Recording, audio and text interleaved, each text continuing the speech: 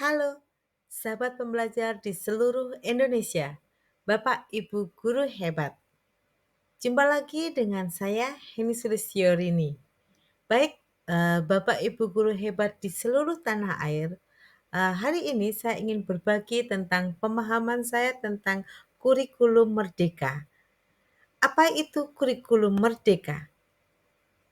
Kurikulum merdeka adalah kurikulum dengan pembelajaran intrakurikuler dengan konten yang beragam. Jadi di sini siswa dapat lebih optimal lagi dan memiliki cukup waktu untuk mendalami konsep dan menguatkan kompetensi. Kemudian bagaimana sih karakteristik dari kurikulum merdeka? Yang pertama, fokus pada materi esensial. Jadi materinya adalah materi-materi pokok saja, sehingga tidak banyak materi yang dipelajari oleh siswa, tetapi kedalaman dari materi tersebut adalah penting untuk siswa kuasai. Kemudian yang kedua adalah siswa mempunyai waktu lebih banyak lagi untuk pengembangan kompetensi dan juga karakter melalui kegiatan P5. Kemudian yang ketiga, capaian pembelajaran itu per fase. Jadi ada fase A, B, C, D, E begitu. Itu mungkin yang membedakan dari kurikulum yang sebelumnya. Kemudian yang keempat itu para pendidik mempunyai fleksibilitas. Jadi sangat fleksibel sekali bagi pendidik untuk menentukan pembelajaran yang akan diberikan kepada peserta didik kita. Kemudian yang kelima, mengedepankan gotong royong dengan seluruh pihak. Jadi di sini satuan pembelajaran diberi kewenangan untuk melakukan MOU atau bekerja sama dengan dunia luar, misalkan dengan dunia usaha untuk mengembangkan kompetensi siswa. Nah, prinsip dari pembelajaran dalam kurikulum merdeka itu apa saja? Ada 3, Bapak Ibu. Yang pertama adalah pembelajaran intrakurikuler, yang kedua adalah pembelajaran kokurikuler, dan yang ketiga adalah pembelajaran ekstrakurikuler. Yuk kita akan bahas satu persatu sehingga lebih jelas lagi ya Bapak Ibu, apa itu yang dimaksud dengan pembelajaran intrakurikuler dan bagaimana nanti penerapannya di dalam kelas. Jadi pembelajaran intrakurikuler itu dilakukan secara terdiferensiasi sehingga peserta didik punya cukup waktu untuk mendalami konsep dan menguatkan kompetensi. Di sini kata kuncinya adalah berdiferensiasi atau terdiferensiasi. Jadi di dalam pembelajaran itu pendidik menerapkan atau bisa menerapkan ada 3 dari diferensiasi itu. Yang pertama itu adalah diferensiasi konten. Nah, di sini Bapak Ibu kita beri keleluasan untuk anak didik kita untuk mencari sumber belajar. Jadi kita sebagai pendidik itu bukanlah satu-satunya sumber belajar. Anak-anak kita bisa belajar dari buku mungkin di perpustakaan. Anak-anak kita bisa belajar melalui internet karena sekarang adalah teknologinya sangat canggih. Mungkin anak-anak kita bisa belajar langsung ya, mungkin dengan orang yang menguasai bidang tersebut dan masih banyak lagi. Kemudian yang kedua adalah diferensiasi proses. Nah, Bapak Ibu sebagai pendidik kita harus memfasilitasi semua peserta didik kita dan kita tahu setiap peserta didik kita mempunyai gaya belajar yang berbeda-beda. Ada yang visual, ada yang auditori, ada yang kinestetik. Nah, untuk itu kita harus memfasilitasi ketiga gaya belajar ini.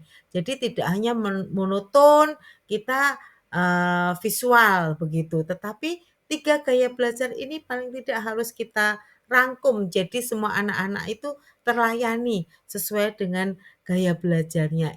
Kemudian yang terakhir itu adalah diferensiasi produk. Nah, kita tahu jadi dari pembelajaran itu akan menghasilkan atau ending dari pembelajaran itu adalah suatu hasil karya. Produk ya. Nah, produk anak-anak itu kita juga berikan kebebasan sesuai dengan gaya belajarnya tadi.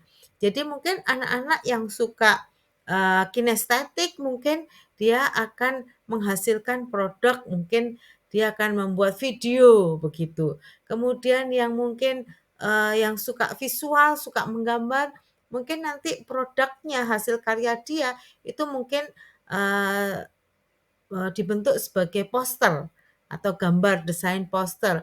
Mungkin yang mungkin anak-anak kita yang public speaking-nya bagus, yang suka bercerita itu kadang-kadang kita salah paham karena anak-anak itu banyak sekali ngomongnya padahal dia itu suka bercerita, public speaking-nya bagus, kita fasilitasi, biarkan dia, memberikan hasil karya misalnya berupa presentasi. Nah, kita harus memfasilitasi ketiga dari gaya belajar lagi. Kemudian bagaimana dengan kegiatan kokurikuler?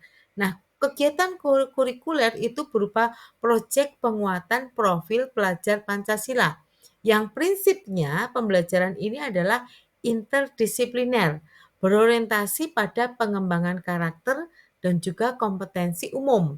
Jadi P5 itu bukanlah mapel. Jadi di situ adalah bebas mapel. Beberapa mapel bisa kita gabung jadi satu untuk melakukan proyek penguatan profil pelajar Pancasila.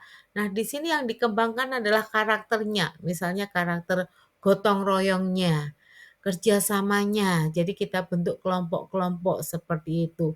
Itu adalah pembelajaran kokurikuler dan ini bebas mapel. Sekali lagi ya Bapak Ibu, bebas mapel di sini. Jadi ini bersama-sama mungkin anak-anak langsung terjun melihat bagaimana pembuatan dari industri minimal di sekitar sekolah. Ya, misalkan kalau di sekitar sekolah itu ada yang membuat batik seperti itu, nah kita ajak anak-anak ke sana untuk belajar berkelompok begitu sampai akhirnya anak-anak itu bisa membuat batik dengan mandiri seperti itu. Kemudian yang terakhir, bagaimana dengan pembelajaran ekstrakurikuler? Ya, pembelajaran ini dilaksanakan sesuai dengan minat murid. Ya, jadi kalau muridnya itu suka menari, ya kita fasilitasi, kita adakan ekstrakurikuler menari. Mungkin kalau anak-anaknya itu suka misalkan dia suka sekali untuk menjadi MC seperti itu, ya kita adakan pelatihan MC, kan seperti itu. Misalkan, oh anak-anak suka olahraga, dia suka berenang misalnya, ya kita fasilitasi, kita adakan eee, kegiatan atau ekstra berenang. Tetapi satu yang perlu kita pegang Bapak Ibu, kita sesuaikan dengan sumber daya satuan pendidikan itu. Jadi kalau misalkan, misalkan anak-anak itu suka robotika, misalnya suka membuat robot, tetapi, sekolah tidak mampu misalnya dan tidak ada guru yang mampu untuk mengajarkan robotika. Kemudian kalau misalkan kita mau kerja sama di luar mungkin juga tidak ada. Jadi, walaupun ini memfasilitasi minat, bakat anak-anak, tetap kita juga melihat sumber daya di satuan pendidikan itu. Itu Bapak Ibu sedikit, yang saya pahami tentang kurikulum merdeka dan saya yakin, dengan kurikulum merdeka ini anak-anak didik kita akan semakin maju, baik itu dalam bidang akademik maupun karakter dan non akademiknya. Baik, terima kasih. Bye.